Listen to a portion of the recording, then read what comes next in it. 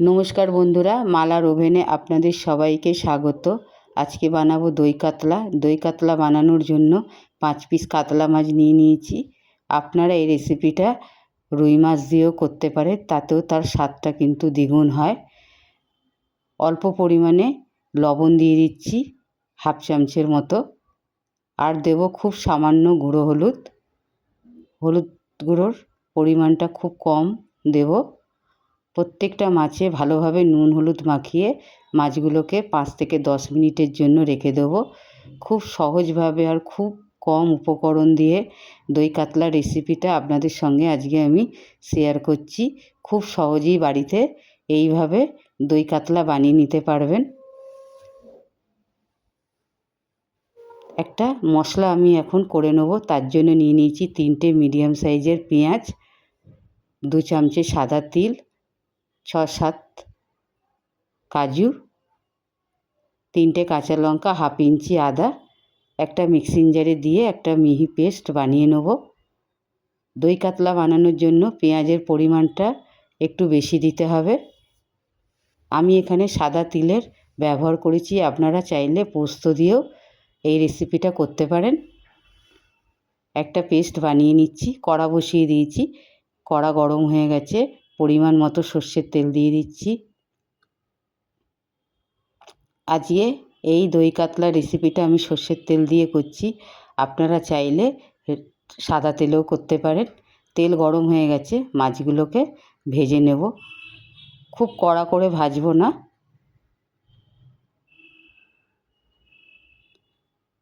নমস্কার বন্ধুরা, যদি রেসিপিটা ভালো লাগে একটা লাইক করবেন, শেয়ার করবেন আর চ্যানেলটাকে সাবস্ক্রাইব করার অনুরোধ রইল। এক পিঠ লাল হয়ে গেছে, আর এক পিঠ ভালোভাবে এই রকমই হালকা করে ভেজে নেব। মাছগুলোকে খুব কড়া করে ভাজবো না।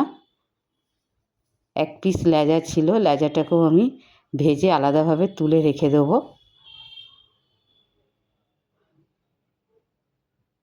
একই ধরনের মাছের রেসিপি আমরা খেতে থাকি। কোনো দিন এই রকমও রেসিপি আপনারা বাড়িতেই করে নিতে পারেন খুব সহজভাবে। মাছগুলো একটা পাত্রে আমি তুলে নিচ্ছি।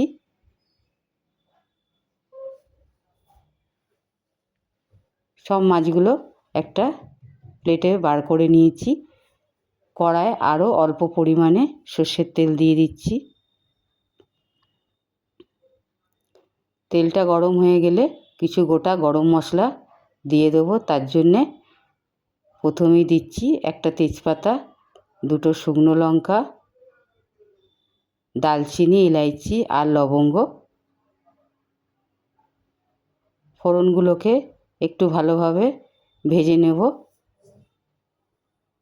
এবার দিয়ে দিচ্ছি বেটে রাখা মশলাগুলো। মশলাগুলো দিয়ে ভালোভাবে একটু তেলের সঙ্গে ফোড়নের সঙ্গে নাড়িয়ে নেব।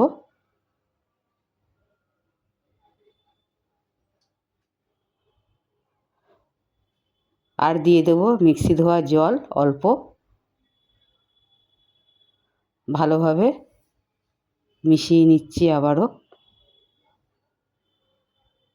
এই সময় গ্যাসটা আমার একদম লো ফ্লেমে রয়েছে। লো ফ্লেমে 2-1 সেকেন্ড নাড়াচাড়া করে 1 চামচ ধনে গুঁড়ো, হাফ চামচ জিরে গুঁড়ো দিয়ে দিলাম। আর দিয়ে দিচ্ছি স্বাদ মতো লবণ। ভালোভাবে মশলাগুলোকে ভেজে নেব।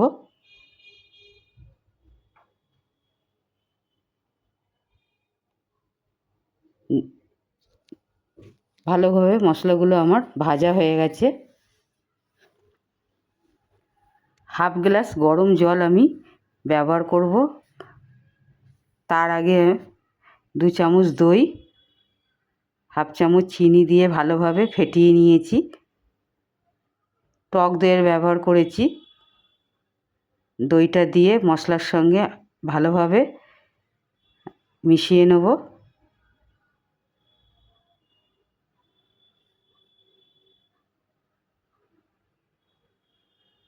খুব ভালোভাবে দইয়ের সঙ্গে মশলাটাকে মিশিয়ে নিয়েছি।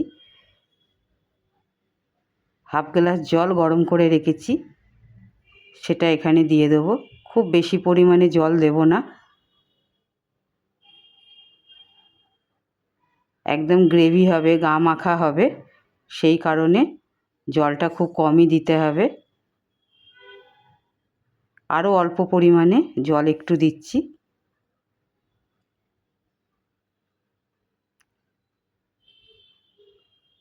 ঝোলটা ফুটে এসেছে, ভেজে রাখা মাছগুলো দিয়ে দেবো। মাছগুলো দিয়ে বেশিক্ষণ ফোটাবো না, 2-3 মিনিট ফুটিয়েই নামিয়ে নেব।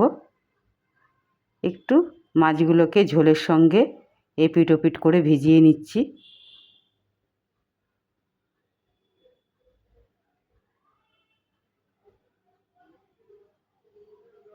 চাপা দিয়ে 2-1 সেকেন্ড লো ফ্লেমে ফুটিয়ে নেব। দেখুন বেশ গ্রেভি হয়ে গেছে, এই রকমই গ্রেভি রাখবো। 2টো কাঁচা লঙ্কা ছিঁড়ে রেখেছি, দিয়ে দিচ্ছি। চাপা দিয়ে 2-1 সেকেন্ড হতে দেব। দেখুন কালারটা কত সুন্দর এসেছে, আগের থেকে আরও জমেও গেছে। এখন হাফ চামচে গরম মশলা দিয়ে দিচ্ছি। গরম মশলা দিয়ে ভালোভাবে একটু আলতো হাতে নাড়িয়ে চাপা দিয়ে দেবো। তৈরি হয়ে গেল আমার দই কাতলা। খুব তাড়াতাড়ি আর খুব সহজভাবে বানানোর চেষ্টা করেছি। গ্যাসটা অফ করে দেবো। 2-3 মিনিট স্ট্যান্ডিং পয়েন্টে রেখে দিয়েছিলাম। দেখুন কালারটা কত সুন্দর এসেছে। এই রকমভাবে বানিয়ে খেয়ে দেখবেন। একটা প্লেটে আমি বার করে দেখাচ্ছি। রোজ রোজ তো একরকম মাছের তরকারি খেতেও ভালো লাগে না। যদি রেসিপিটা ভালো লাগে একটা কমেন্ট করবেন। ভালো থাকবেন, সুস্থ থাকবেন। আবার দেখা হবে অন্য কোনো রেসিপিতে। নমস্কার।